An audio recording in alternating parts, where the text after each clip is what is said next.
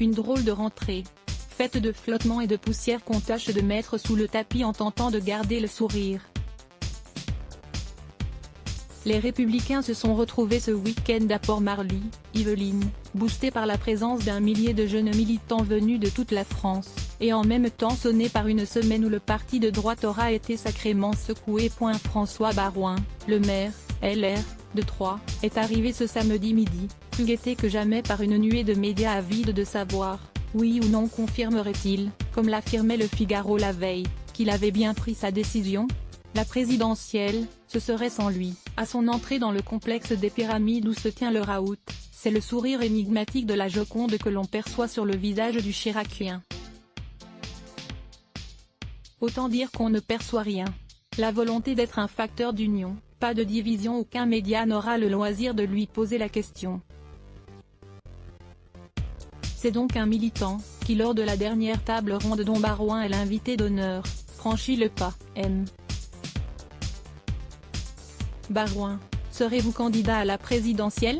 L'ovation qui suit est à la hauteur de l'attente, mais la réponse restera équivoque. Je ne vais pas vous répondre. Si nous sommes entre nous dans cette salle, on ne peut pas faire abstraction de ce qui se passe dans le pays. Et je n'ai pas croisé une personne dehors, mis à part ma famille, qui pose la question matin, midi ou soir, qui s'intéresse à cette question, et de conclure, je le ferai, en temps et en heure, en responsabilité avec la passion du pays, avec la volonté d'être un facteur d'union et pas de division. Pas question donc de préciser son intention, pas question non plus de gâcher la rentrée politique de son ami Christian Jacob, le patron du parti. Le ton sonne pourtant crépusculaire, si la réponse est attendue à l'automne. Pour beaucoup à LR, c'est déjà tout vu. Les gens ne parlent que de ça, soufflait samedi matin un responsable du parti, la mine déconfite, conscient que la rentrée du parti est totalement parasitée par la probable défection de Baroin. Ça fait 15 jours que tout le monde dit qu'il n'y va pas. Il aurait laissé entendre à Jacob cet été, murmure un élu de premier rang. C'est la conclusion d'une addition de signes cohérents, abonde un haut cadre de LR, manière de dire, c'était écrit.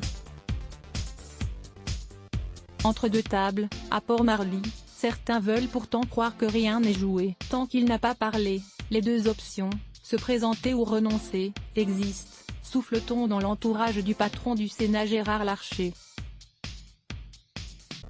D'ailleurs, Baroin n'aurait pas fait connaître sa décision à Larcher, ainsi. Et si faire fuiter le refus d'obstacle était une stratégie machiavélique? Le doute est un poison lent qui trouble les esprits.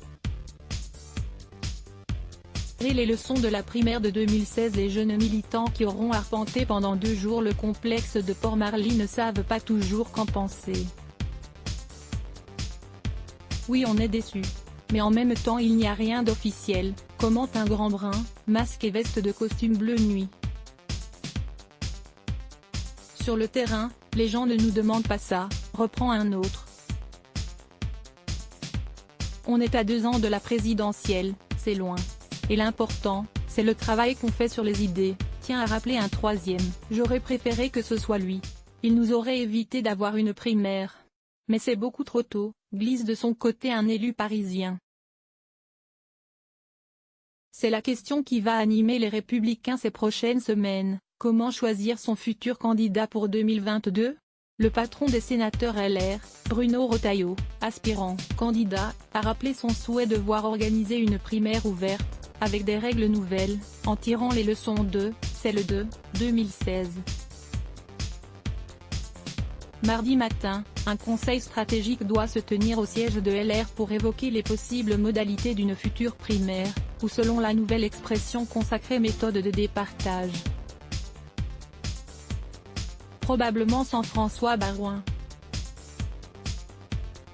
Newsletter politique et chaque jour, l'actualité politique vue par le Parisien. Je m'inscris philosophant sur les notions de réussite et de république. Le maire de Troyes a conclu son propos en affirmant que la réussite, c'est réussir sa vie, définir son propre bonheur, à bon entendeur.